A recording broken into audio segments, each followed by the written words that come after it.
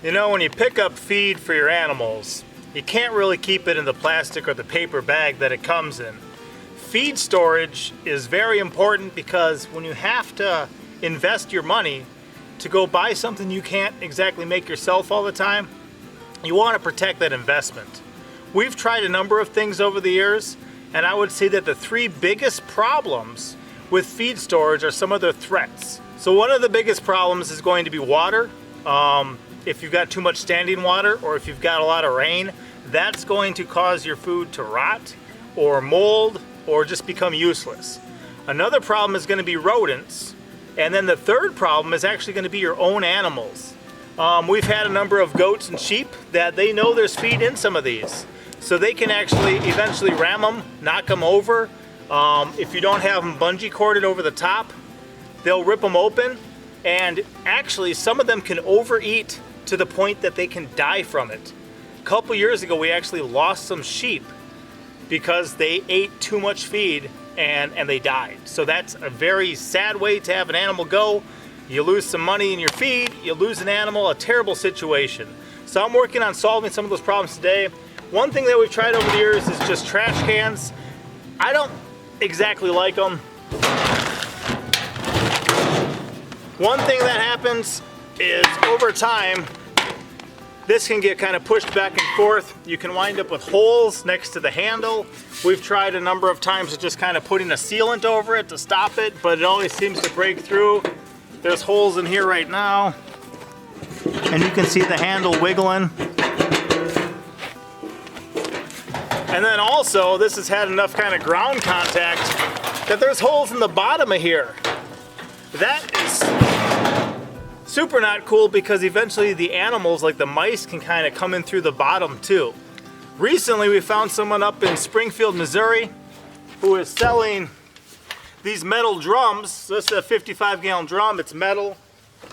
It's got a nice release ring. A nice metal one here. I think they were used for honey before, but with enough rain, actually moisture can get in here too. So I have been working on a project to solve those problems. Pretty much I want something that they're going to be up off the ground, and I want something where they're going to have their own shelter. I like to be frugal around here. I like to use as many free sources as I possibly can. So I've done a number of jobs recently where I've gotten some free metal roofing, a variety of free boards, including like some 4x4s and some other things, and then also kind of some free plastic lattice. So I'm going to be able to take things up a notch with just a little bit of screws of my own investment and a little bit of lumber from the sawmill and see if I can't solve this problem and kind of protect it from rodents, from the water, and from our animals. Let's see how it works.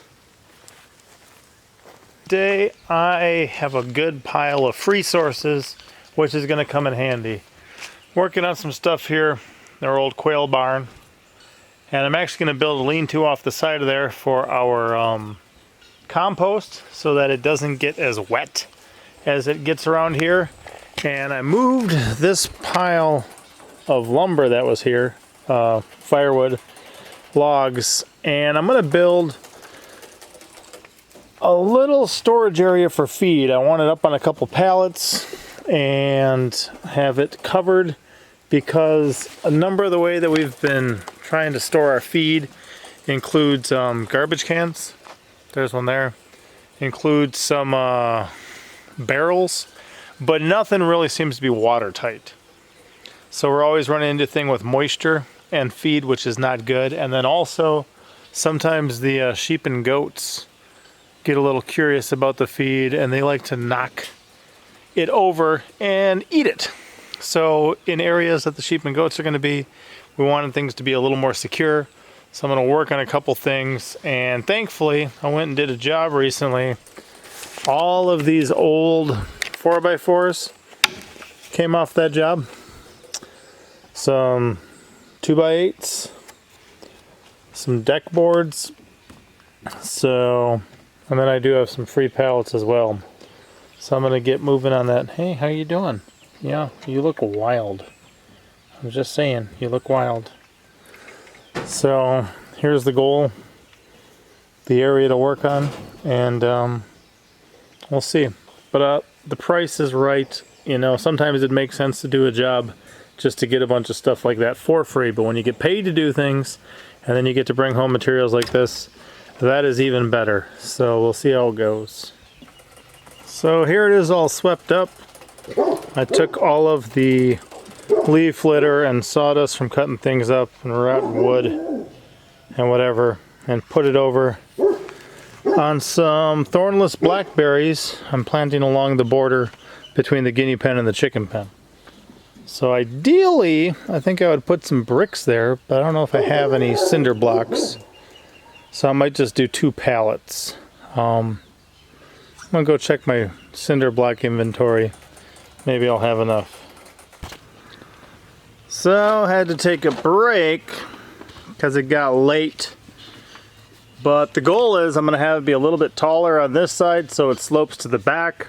Eventually we may put some water catchment from this building and that building, maybe run them both into the same water trough. But I'm just gonna stack 2 pallets for right now because I have pallets available.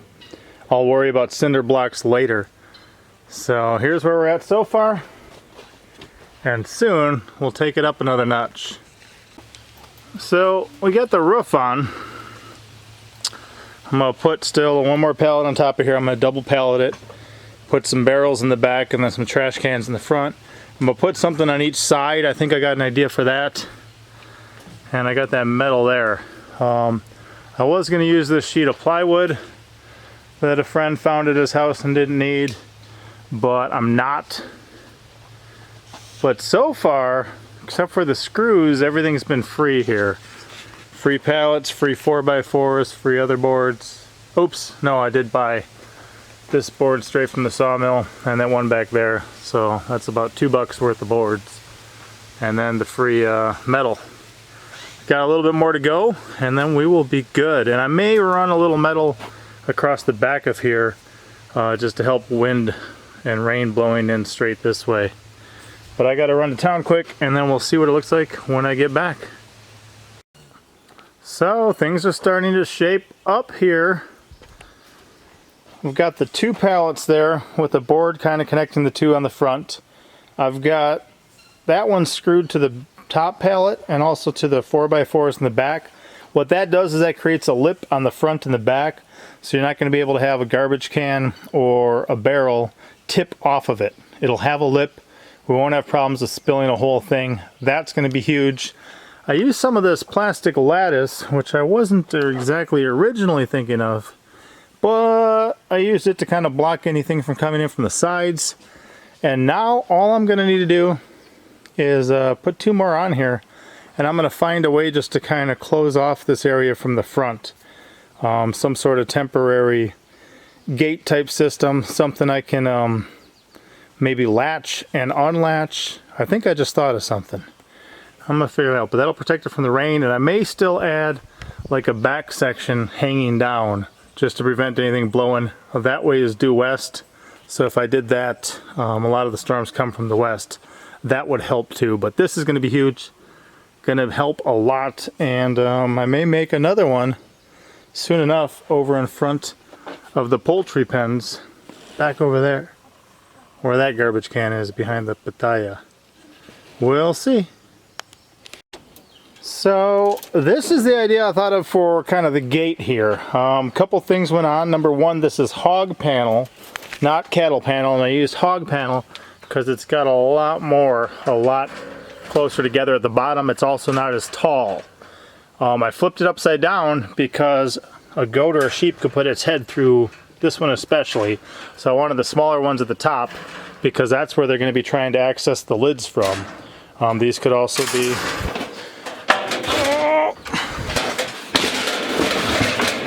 as close as there, so this is a better barrier than something they could fit their head through.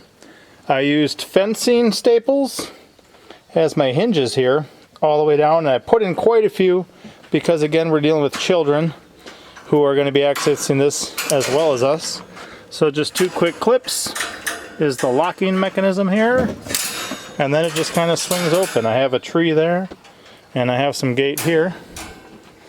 But then we have nice, easy access, and when you get these, a lot of times they got little nubs sticking off on the edge. Oh, like here.